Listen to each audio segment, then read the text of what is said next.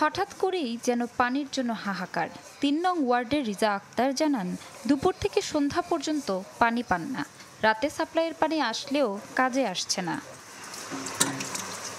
ভিন্ন গল্প নেই ৯ নং ওয়ার্ডের হালিমা বেগমের। দিনে পানি মেলে না, রাতে যাও মেলে গৃহস্থলীর কাজ করতেই ফুরিয়ে যায়। যে সময়টা আমরা পানি পাই ওই সময়টা আমাদের হয়তো আমরা বিশ্রামের টাইমে থাকি, যেটা আমাদের ঝালকাঠি জনজীবনের জন্য খুবই বিপর্যস্ত। দুপুরবেলা পানি পাওয়া যায় না, কাজ করার জন্য সেই বিকাল পর্যন্ত বসে থাকা লাগে। পানির বিলটা ঠিকই আমাদের দেওয়া লাগে, কিন্তু পানির সমস্যার সমাধান হয় না। অথচ ২৪ ঘন্টা পানি সরবরাহের কথা থাকলেও দিনের বেশিরভাগ সময়ই পানি পাচ্ছেন না ঝালকাঠি পৌর এলাকার মানুষ। যে ২-৩ ঘন্টা পানি মেলে তাও খুব অল্প পরিমাণে। প্রয়োজন মেটাতে এজন্য ভরসা করতে হয় সুগন্ধা নদীর পানিতে। ১ বছর যাবত ঠিকমতো পানি পড়ে না, আমরা নদীতে গোসল করি। তারপরে কলের পানি এই জায়গা দিয়ে নিয়ে অনেক কষ্ট হয়, অনেক দূরে তো কল। একটু পরে উজু করা যায় না, টোটালি থাকেই না। রাতে ২টার পরে পানি পাই, সেকালে পানি কি করুন। পানির সংকট নিয়ে নানা ধরনের ব্যাখ্যা দিচ্ছে পৌর কর্তৃপক্ষ। একই সাথে সমস্যা সমাধানে পরিকল্পনার কথাও জানান তারা। ৩টা পাম্প নষ্ট যাওয়ার কারণে পানির একটু সংকট দেখা দিয়েছিল। ইতিমধ্যে আমরা 2টা পাম্প পুনরুদ্ধার করা সম্ভব হয়েছে। একটা পাম্প উদ্ধার করা হয়েছে, আর একটা পাম্প পুনঃস্থাপন করা হয়েছে। ঝালকাঠিতে পানির মোটামুটি সংকট এখন নাই বললেই চলে। এই ঝালকাঠিতে ব্যাপক হারে গ্রাহক বেড়ে গিয়েছে, এর জন্য পানির চাপ ব্যাপকভাবে বৃদ্ধি পেয়েছে। সেই অনুসারে আমাদের মেশিনারিগুলো ব্যাপকভাবে নাই, তাই আমরা মেশিনারি আনার জন্য চেষ্টা করছি। ঝালকাঠি পৌর শহরে ৯টি ওয়ার্ডে বাস করে প্রায় ৫ লাখ মানুষ। Desk report, channel 24।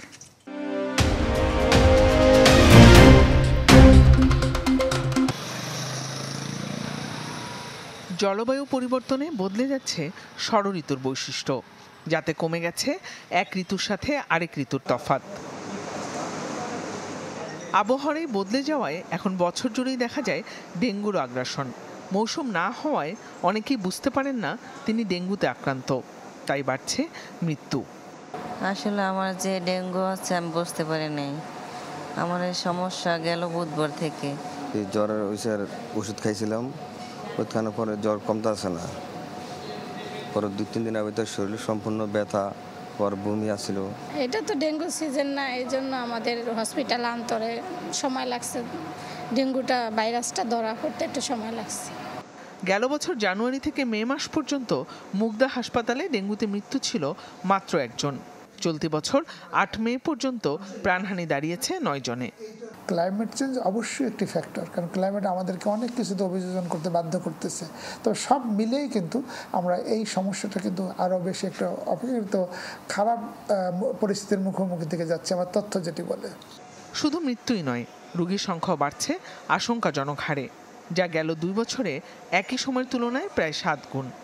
এটা অ্যালার্মিং যে প্রতি বছর এটা সংখ্যাটা কিন্তু মানে কয়েক গুণ করে বাড়ছে। যেমন 2022-এ যে পরিমাণ রোগী ছিল, 2023-এ এই রোগীর পরিমাণ প্রায় ডবল হয়ে গেছে, বা ডবলের চেয়ে বেশি। থেমে থেমে বৃষ্টির পর রোদ এডিস মশা প্রজননের জন্য আদর্শ পরিবেশ। তাই বাড়ি ও আশপাশ পরিচ্ছন্ন সহ সতর্ক থাকার পরামর্শ বিশেষজ্ঞদের। ক্লাইমেটের যে কন্ডিশন, বৃষ্টির যে প্যাটার্ন, টেম্পারেচার, এগুলো বেশি জড়িত। জিনিয়া কবির সূচনা, চ্যানেল 24, ঢাকা।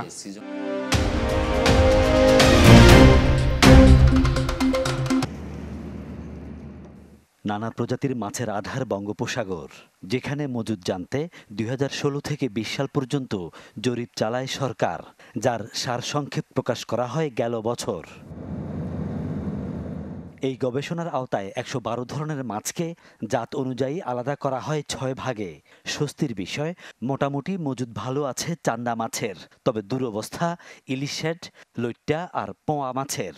উদ্বেগের বিষয়, মজুদ তলানিতে ঠেকেছে চিংড়ি এবং বাকি সব মাছের, অর্থাৎ শতাধিক প্রজাতির মাছের মজুদই আছে হুমকিতে। ওখানে যেগুলো মাছগুলো থেকে যাবে সেই মাছগুলোই তো আবার মা মাছ হয়ে তারাই তো আবার বাচ্চা দিবে, পরবর্তী বছর আবার মাছের স্টক বাড়বে। কিন্তু আমি যদি বেশি করে আমার যে পরিমাণে ধরার কথা তার থেকে বেশি পরিমাণে ধরে ফেলি, তাহলে আর এই মাছগুলো আর পরবর্তীতে সেই পোনা দেওয়ার সুযোগ পায় না। তথ্য বলছে সম্প্রতি মাছের পরিমাণ কমেছে। গেল বছর প্রকাশিত রিপোর্টে যার স্পষ্ট ইঙ্গিত ছিল। গবেষকদের মতে জলবায়ু পরিবর্তন, দূষণের কারণে অক্সিজেন কমা আর কাসিম হ্রাস সহ নানা কারণে বেড়েছে খাবার অযোগ্য জেলিফিশ, যারা ছোট মাছ খায়। ফলে ছোট মাছ খাবার হিসেবে না পেয়ে সরে পড়ছে বড় মাছ। খাদ্য শৃঙ্খলগুলো ভেঙে যাচ্ছে, যার ফলে আপনার এখানে অপরিকল্পিতভাবে আমাদের বা এই নগরায়ন, দূষণ, এই যে মাছের কমে যাওয়া, এই সব কিছু আসলে এক সূত্রে গাঁথা। একটার উপরে যখন কোনো প্রভাব পড়ে তখন অন্যগুলোর উপরেও প্রভাব পড়ে। জেলিফিশের কারণে আমাদের এই ক্যাচিংটা কমছে। সামনে যে সিজনটা রয়েছে সেই সিজন পরবর্তী সময়গুলির উপর নির্ভর করবে যে আসলে কি জেলিফিশের কারণে কমছে নাকি সামগ্রিকভাবে মাছের প্রজননটা কমে গেছে। মজুদের উপর ভিত্তি করেই সাগরে মাছ ধরার নিয়ম। গেল বছরের ফেব্রুয়ারি থেকে বন্ধ রয়েছে মাঠ পর্যায়ের গবেষণা কার্যক্রম। কেননা এ কাজের একমাত্র নৌযান মিন সন্ধানের কিছু যন্ত্রাংশ নষ্ট। এছাড়াও রয়েছে জনবল নিয়োগের পরও পদায়ন সংকট। ফলে সাগরের বর্তমান অবস্থার তথ্য যুক্ত হবে না আগামীর গবেষণায়। এই যন্ত্রগুলো যেখানে বানায় ওখান থেকে আমাদের কালেকশন করে তারপরে ডকিংয়ে তোলার কথা। তাই আমরা মোটামুটি এগুলো শেষ করছি। বাংলাদেশ পাবলিক সার্ভিস কমিশনের মাধ্যমে আমরা 5 জনকে নিয়োগ দিতে পেরেছি। আশা করি অতি শীঘ্রই আমাদের জনবলের সংকট হয়তো কেটে যাবে। সাগরে মাছের মজুদ নির্ণয় ও আহরণ নীতি অনুসরণ জরুরি। এজন্য গবেষণা হতে হবে নিয়মিত, তাগিদ বিশেষজ্ঞদের। ফখরুল ইসলাম, চ্যানেল 24, চট্টগ্রাম।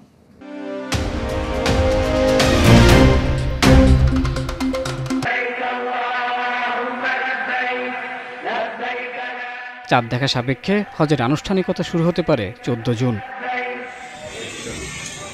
এতে সামিল হতে বিমানের প্রথম ফ্লাইটে সৌদি আরব গেলেন 419 জন। হজ করতে যাওয়া যাত্রীরা জানান সার্বিক ব্যবস্থাপনা নিয়ে সন্তুষ্ট তারা। দেশ জাতি ছাপিয়ে ফিলিস্তিনের মুসলিমদের জন্য আল্লাহর দরবারে দোয়ার কথাও জানান তারা। এখানে খুব সুন্দর পরিবেশ, আমাদের কোনো সমস্যা হয় না, আমরা সুন্দরভাবে আসতে পারছি। দেশ জাতি সারা পৃথিবী যত মুসলমান আছে এহকাল এবং পরকাল সবার জন্য আল্লাহ এ দোয়া কবুল করি না। আমরা চাবো যারা ফিলিস্তিনিদের উপরে আগ্রাসন চালাচ্ছে তাদের মুক্তির জন্য সেই পূর্ণময় আল্লাহর কাছে আমরা দোয়া করব এবং অতি শীঘ্রই আল্লাহ যেন তাদের হাজার হাজার শিশু সেখানে মারা যাচ্ছে, তারা যেন সেইখান থেকে নিষ্কৃত পায়, তারা মুক্ত পায়। হজ যাত্রীদের সাথে ভোরে দেখা করতে যান ধর্মমন্ত্রী ফরিদুল হক খান। জানান সর্বোচ্চ সেবা দিতে হজ সংশ্লিষ্ট সবাই বদ্ধপরিকর। বিমান যাতায়াতের সময় সম্মানিত হজযাত্রীগণ কোনোরূপ অসহায়ত্ব বোধ না করে কিংবা অস্বস্তিতে না ভেঙে পড়ে সেদিক কিন্তু দৃষ্টি রাখতে হবে। সম্মানিত হজযাত্রীদের সাথে পাইলট ও এয়ার হোস্টেসগণ আচরণ হতে হবে বন্ধুত্বপূর্ণ ও হৃদ্যতাপূর্ণ। আপনারা নিশ্চয়ই অবগত আছেন আমাদের দেশের সম্মানিত হজযাত্রীদের অনেকেই আছেন যারা তিল তিল করে জমানো সঞ্চয় দিয়ে হজ করে থাকেন। তাদের আবেগ অনুভূতিকে সম্মান দেখাতে হবে। সম্মানিত হজযাত্রীদের সন্তুষ্টি বিধানের মাধ্যমে আল্লাহ পাকের সন্তুষ্টি অর্জন করা সম্ভব। এ কারণে বাংলাদেশ বিমান এয়ারলাইন্স অন্যান্য এয়ারলাইন্স কর্তৃপক্ষকে অনুরোধ জানাবো আপনারা হজযাত্রীগণকে সর্বোত্তম সেবা দিতে চেষ্টা করবেন। যাত্রী সেবায় সর্বোচ্চ পেশাদারিত্বের পরিচয় দেবেন। হজযাত্রীদের লাগেজ লোডিং আনলোডিংয়ের ক্ষেত্রে সতর্কতা অবলম্বন করবেন। তাদের স্ন্যাক্স বা খাবার দাবারের মানের দিকে বিশেষ যত্নবান হবেন। হাব সভাপতি জানান এখনও 30,000 হাজির ভিসা না হলেও দুশ্চিন্তার কিছু নেই। আমাদের প্রস্তুতি আছে, আমাদের কিছু চ্যালেঞ্জ ছিল, সেই চ্যালেঞ্জগুলি আমরা মোকাবেলা করেছি। আর হজ ব্যবস্থাপনায় সবসময় যেহেতু দ্বিরাষ্ট্রিক বিষয় এবং অনেক নিয়ম কানুন সময়ক্ষণ মেনে করতে হয়, সে কারণে কিছু চ্যালেঞ্জ অবস্টাকলস থাকেই। এখন আমি মনে করি আর কোনো সমস্যা নেই, সব ভিসাও হয়ে যাবে এবং আল্লাহর মেহমানগণ খুব কমফোর্টেবলি এবছর হজ যাত্রায় যেতে পারবেন। এবছর 85,257 জন বাংলাদেশি পবিত্র হজ পালন করতে যাবেন। এর মধ্যে 42,629 জন হজযাত্রী পরিবহন করবে বিমান বাংলাদেশ এয়ারলাইন্স। শফিকুল ইসলাম, চ্যানেল 24, ঢাকা।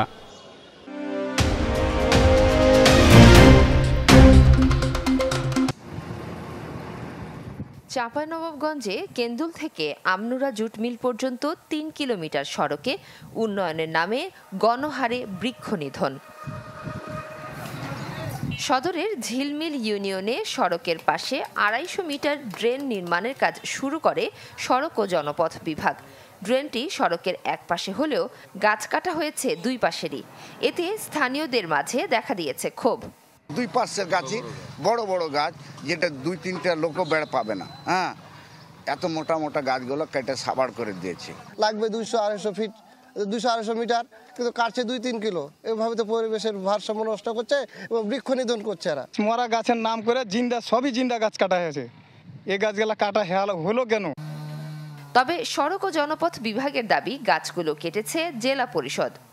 4-5টা গাছ ছিল, যেটা অপসারণের জন্য আমরা মৌখিকভাবে জেলা পরিষদকে অবহিত করেছিলাম। সেই অনুযায়ী তারা 4-5টা গাছ অপসারণ করেছে। তবে জেলা পরিষদ কেন রাস্তার দুই পাশে 250 মিটারের বাইরে গাছ কাটছে, সেটা আমাদের বোধগম্য নয়। বরেন্দ্র বহুমুখী উন্নয়ন কর্তৃপক্ষ BMDA বলছে গাছগুলোর মালিক তারা, এজন্য তা না কাটতে জেলা পরিষদকে চিঠিও দেওয়া হয়েছিল। এই গাছ নিলামের বিষয়ে আমরা কিছু জানি না। জানার পর আমরা জেলা পরিষদকে 2টি চিঠি দিয়েছি যেন বরেন্দ্র কর্তৃপক্ষ রোপিত গাছ তারা যেন না কাটে, এবং যেহেতু বর্তমানে তীব্র তাপদাহ চলছে, এই অবস্থায় গাছ কাটা সমীচীন হবে না। এই মর্মে আমাদের সাথে আমার একাধিকবার আলোচনাও হয়েছে। যদিও জেলা পরিষদের দাবি নিয়মের বাইরে কিছুই করেননি তারা। ইতিমধ্যেই BMDA আমাদের রাস্তার গাছ কেটে নিয়েছে, তারা বিক্রি করেছে।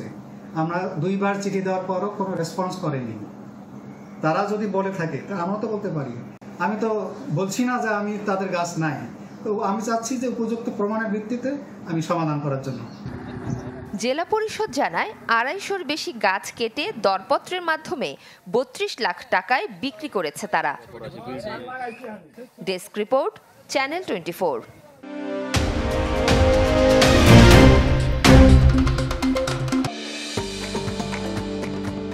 জীবনের প্রয়োজনে যা প্রয়োজন এ থেকে জেড পর্যন্ত আপনি পাবেন এক ছাতার নিচে, আর সেই ছাতার নাম অ্যামাজন। মানুষের জীবন গড়তে বই বিক্রি দিয়ে যার যাত্রা শুরু, এখন সাধারণের জীবনের প্রতিটি পদে প্রতিষ্ঠানটির পদচারণা। 1994 সালে ওয়াশিংটন থেকে যাত্রা শুরু অ্যামাজনের। অনলাইন শপ থেকে ধীরে ধীরে অফলাইন সফটওয়্যার, পোশাক, আসবাবপত্র, খাবার, খেলনা ও প্রযুক্তি সহ 17টি সার্ভিস এখন প্রতিষ্ঠানটির দখলে।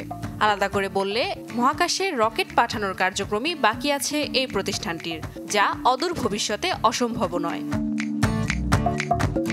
জনপ্রিয় ই-কমার্স ভিত্তিক এই প্রতিষ্ঠান বছরের প্রথম 3 মাসে $143 বিলিয়ন ব্যবসা করেছে বলে জানায় স্ট্যাটিস্টা।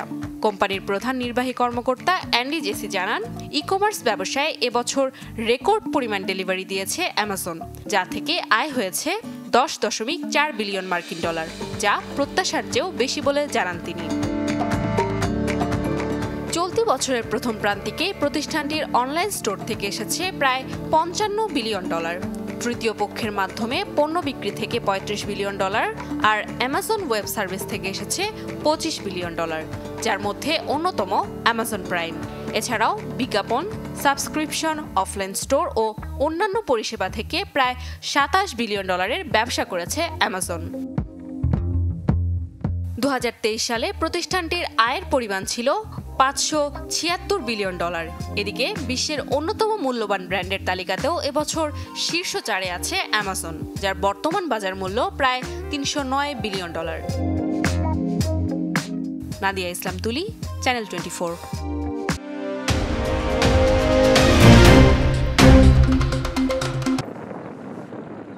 ইরাকের ঐতিহাসিক মার্শ জলাভূমি, যার জলের গুরুত্বপূর্ণ ভূমিকা আছে হাজার বছর ধরে এই অঞ্চলের আরবদের আবাসস্থল এবং জীবনযাত্রায়।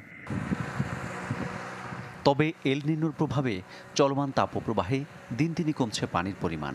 বিপাকে মরুদেশটির মহিষ খামারিরা। প্রতিদিন সকালে ঘুম থেকে ওঠার সাথে সাথে আমরা পানির দিকে তাকাই, এটা নিচে না উপরে। যদি দেখি জল বেড়েছে স্বাচ্ছন্দ্য বোধ করি, এবং কমতে দেখলে দুশ্চিন্তা ভর করে মনে। বিশেষজ্ঞদের অনুমান, জলাভূমিতে পানি আছে 40% থেকে 45%। এ অবস্থা চলতে থাকলে আসছে গ্রীষ্ম বিপজ্জনক হয়ে দেখা দেবে বলে সতর্ক করলেন তারা। গবেষকদের এমন শঙ্কা আরও ভাবিয়ে তুলেছে খামারিদের। জলীয় বাষ্পের মাধ্যমে আমরা উল্লেখযোগ্য পরিমাণ জল হারাই। উপরের স্তরে তা 2 মিটার পর্যন্ত। পানির স্তর ওঠানামা উদ্বেগের বিষয় এবং এজন্য সতর্ক ব্যবস্থা প্রয়োজন। আগামী গ্রীষ্ম নিয়ে আমি উদ্বিগ্ন। 1990-এর দশকে ইরাকের সাথে যুদ্ধকালে বিশ্বাসঘাতকতার অভিযোগে শুকিয়ে ফেলা হয় এই জলাভূমি। 2003 সালে সাদ্দাম হোসেনের পতনের পর আবারও ফিরতে শুরু করেছেন বিদ্রোহীদের অনেকে। তবে জীবনযাত্রা নিয়ে আছেন অনিশ্চয়তায়। এই গ্রীষ্মে এখানে থাকতে পারবো কিনা জানি না, ভয়ে আছি।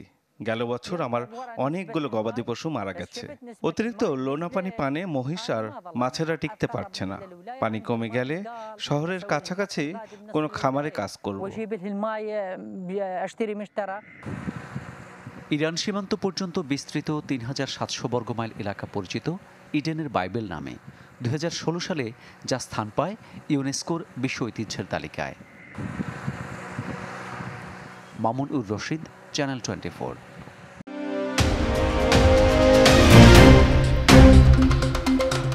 বর্তমানে ঘরে ঘরে একই অভিযোগ, সন্তান খেতে চাইছে না কিংবা বিরক্ত করছে।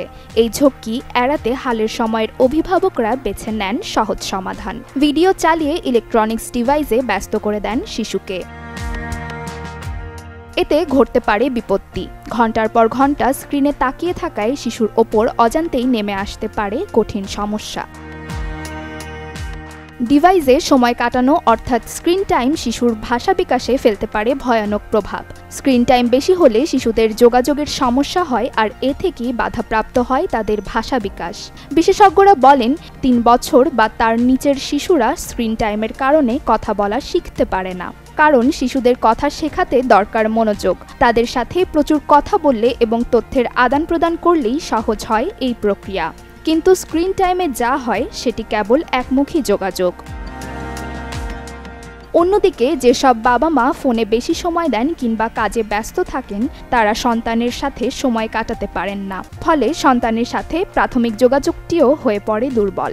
আবার 2019 ও 2021 সালের একটি গবেষণা বলছে যেসব সন্তানের বাবা মা বিষণ্ণতায় ভুগছেন বা মানসিক চাপে আছেন তাদের সন্তানেরা তুলনামূলক বেশি স্ক্রিন দেখে সময় কাটায়। স্ক্রিনের দিকে তাকিয়ে থাকার ক্ষেত্রে শুধু সময় নয়, পরিস্থিতিও একটি বড় প্রভাবক। যেমন টেলিভিশনে কিছু দেখার পাশাপাশি কোনো শিশু যদি নাচ, গান, ছড়া নিয়েও সময় কাটায় কিংবা পরিবারের সবার সাথে যোগাযোগ করে তাহলে সে শিশুর ভাষা নিয়ে সমস্যা হওয়ার সম্ভাবনা কম। অন্যদিকে যে শিশুটির পরিবারের সবাই ব্যস্ত, যাকে খাওয়ানোর সময় ঘুমের আগে স্ক্রিন দেখানো হয় এবং বয়স উপযোগী কথা বলা হয় না, তার ভাষা নিয়ে সমস্যা হওয়ার সম্ভাবনা বেশি। এর সমাধানে অনেক বিশেষজ্ঞ বলেন অভিভাবকদের স্ক্রিন টাইম নির্দিষ্ট করে দেওয়া উচিত। পাশাপাশি অবলম্বন করতে হবে কিছু বাড়তি সতর্কতা। স্ক্রিনে কি দেখা যাচ্ছে তা সম্পর্কে মুখে বলা, সন্তানকে প্রশ্ন করা, পাশাপাশি ঘটনা এবং তথ্যগুলো সন্তানকে বুঝিয়ে দিলে শিশু অ্যাক্টিভ থাকবে। এতে করে সন্তানের কমিউনিকেশন স্কিল স্বাভাবিকভাবে গড়ে উঠবে। স্ক্রিন টাইম শিশুকে তার পরিবারের সঙ্গে সরাসরি যোগাযোগ করতে ও শিখতে বাধা দেয়। শিশুর মনোযোগ স্ক্রিনের দিকে থাকলে তার আশেপাশে কি হচ্ছে শিশু তা বুঝতে পারে না। এ সমস্যা গুরুতর হলে শিশু প্রতিবন্ধীও হয়ে যেতে পারে। তাই সঠিক পদক্ষেপ মেনে শিশুকে সময় দেওয়া জরুরি। নসিন নাওয়ার, চ্যানেল 24।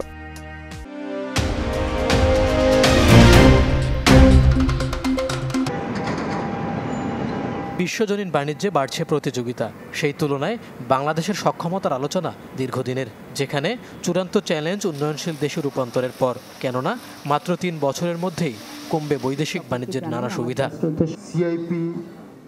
রপ্তানি বাণিজ্যের শীর্ষ ব্যবসায়ীদের সম্মাননা প্রদান অনুষ্ঠানে উঠে এলো দেশের আমদানি রপ্তানি বাণিজ্যের নানান প্রতিবন্ধকতার বিষয়টি। অনুষ্ঠানে ব্যবসায়ী নেতাদের অভিযোগ, নানা উদ্যোগ সত্ত্বেও রয়ে গেছে কর জটিলতা, যেখানে ব্যবসায়ীদের পদে পদে ভোগান্তি, গ্যাস বিদ্যুতের সরবরাহের সমস্যাও বেশ পুরনো। মাননীয় মন্ত্রী, আপনাকে একটা জিনিস অনুরোধ করবো, আমাদেরকে আপনি অটোমেটেড গ্যাসটা ঠিক করে দেন, ইলেকট্রিসিটি ঠিক করে দেন, আমরা আপনাকে পয়সা দেব, কিন্তু আমরা এটার জন্য ব্যবসা করতে পারছি না। আমার মনে হয় এই কাজটা যদি আপনি করে দেন তাহলে ব্যবসায়ীরা ব্যবসা করতে পারবে। প্রধানমন্ত্রীর সাথে কথা বলে আমাদেরকে যারা ব্যবসা করতে পারি সে সুযোগ করে দেবেন, তা দ্বিগুণ করা সম্ভব হবে। বাণিজ্য বাড়াতে উৎপাদন সক্ষমতার গুরুত্ব তুলে ধরেন বাণিজ্য সচিব। আর বাণিজ্য প্রতিমন্ত্রী জানান, বাড়াতে হবে রপ্তানি পণ্যের বৈচিত্র্যকরণ, খুঁজতে হবে নতুন বাজার। অন্য অন্য রপ্তানি খাতকেও কিন্তু আমাদের তাদের র মেটেরিয়ালসকে শূন্য ডিউটি করতে হবে, অথবা তাদের জন্য বন্ডেড ওয়ারহাউস দিতে হবে। আমাদের রপ্তানি বাণিজ্য আমরা যেন বিভিন্ন দেশের সাথে আরও বৃদ্ধি করতে পারি, সেটাই কিন্তু আমাদের লক্ষ্য এবং উদ্দেশ্য। এক্সপোর্ট কম্পিটিটিভনেসের জন্য আমাদের কিন্তু এই যে ডিভ্যালুয়েশনটা করতে হচ্ছে, এবং আমরা আশা করি যে এতে আমাদের রপ্তানি বাণিজ্যের কম্পিটিটিভনেসটা বাড়বে। এই সুযোগটা আমাদের রপ্তানিকারকদের কাজে লাগাতে হবে। অনুষ্ঠানে 184 জন ব্যবসায়ীকে বাণিজ্যিক গুরুত্বপূর্ণ ব্যক্তি ও সিআইপি কার্ড তুলে দেওয়া হয়। ওভেন গার্মেন্টসে একক ক্যাটাগরিতে সিআইপি কার্ড পান হামিম গ্রুপের ব্যবস্থাপনা পরিচালক একে আজাদ। বস্ত্র খাতে সিআইপি কার্ড পায় হামিম ডেনিমের পরিচালক মোতালেব হোসেন ও শারমিন গ্রুপের ব্যবস্থাপনা পরিচালক Mohammad Ismail Hossain. Mainul Hasan, channel 24, Dhaka.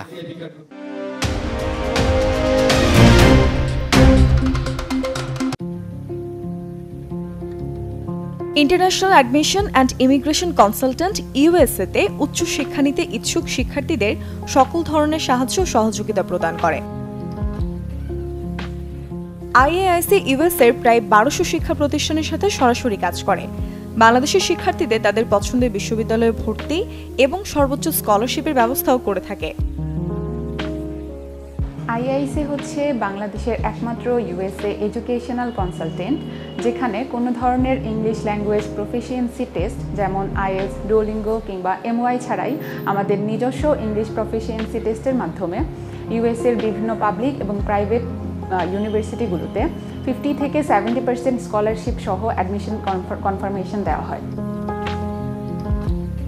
International admission and immigration কনসালটেন্টের মূল লক্ষ্য হচ্ছে বাংলাদেশের শিক্ষার্থীরা যাতে বিদেশে খুব সহজে উচ্চশিক্ষার জন্য যেতে পারে। আইআইসিতে আমরা যুক্তরাষ্ট্রে উচ্চশিক্ষায় আগ্রহীদের জন্য সকল ধরনের সুযোগ সুবিধা দিয়ে থাকি। Admission, visa processing, pre counselling, DS 160 fill up, এছাড়াও মক টেস্ট সহ সকল সহায়তা তারা আমাদের কাছ থেকে পেয়ে থাকবে। আমাদের এখানে কিছু স্টুডেন্ট আছে যারা rejected, one time rejected from USA এবং ফ্রম আদার কান্ট্রিজ, তাদের ক্ষেত্রেও আমরা গিয়ে কাজ করে থাকি এবং রিসেন্টলি আমাদের অনেকগুলো রিজেক্টেড ফাইল গিয়ে ভিসা সাকসেস হয়েছে, তো তারাও আমাদের সাথে যোগাযোগ করতে পারবে। অনেক শিক্ষার্থীর আগে ভিসা রিজেক্ট হলেও পরবর্তীতে আইএআইসির চেষ্টায় তারা খুব সহজেই পুনরায় আবেদন করে ভিসা পেয়ে বিদেশে উচ্চশিক্ষার জন্য পাড়ি জমান। ফার্স্ট টাইম সামহাউ আমি রিজেক্ট হয়ে যাই, বাট আইএসসি থেকে আমাকে ফোর্স করা হয় যে সেকেন্ড টাইমে আমি আবার দাঁড়াই। বাট আমি একটু কনফিউজ ছিলাম, কারণ অলরেডি আমার একটা স্টাডি গ্যাপ হয়ে গিয়েছিল, আর যেহেতু ডেট 1 বছরের আগে পাওয়া যায় না, বাট ওরা আমাকে এনশিওর করেছিল উইদিন 1 মান্থ আমাকে ডেট নিয়ে দিবে, এবং যেমন কথা তাই হয়, ওরা আমাকে উইদিন 1 মান্থ ডেট নিয়ে দেয় এবং আমি আবার এম্বাসি ফেস করে আর এবার আমি আমার ভিসা পেয়ে যাই। So thanks to ISC for making my dream true. আমি রিসেন্টলি এইচএসসি কমপ্লিট করার পরে চিন্তা করছিলাম যে আমি বাইরে পড়তে যাব, কিন্তু আমার ফার্স্টে প্ল্যানিং ছিল যে আমি অস্ট্রেলিয়া যাব। আইএআইসিতে আসার পর আমার প্ল্যানিং হলো যে আমি ইউএসএতে যাব। তো তারপর আমি আইএলটিএস প্রিপারেশন নিলাম, অ্যান্ড আইআইসিতে আমার অ্যাপ্লিকেশনের 2 দিনের মাথায় আমি পাবলিক ইউনিভার্সিটি থেকে 50% স্কলারশিপে অ্যাকসেপ্টেন্স লেটার পেয়েছি। অ্যান্ড আমার recently interview date, so I am preparing for my interview. Hopefully I will make my dream true. আইএআইসির মাধ্যমে প্রতি বছর প্রায় 300 শিক্ষার্থী ইউএসএর পথে পাড়ি জমাচ্ছেন।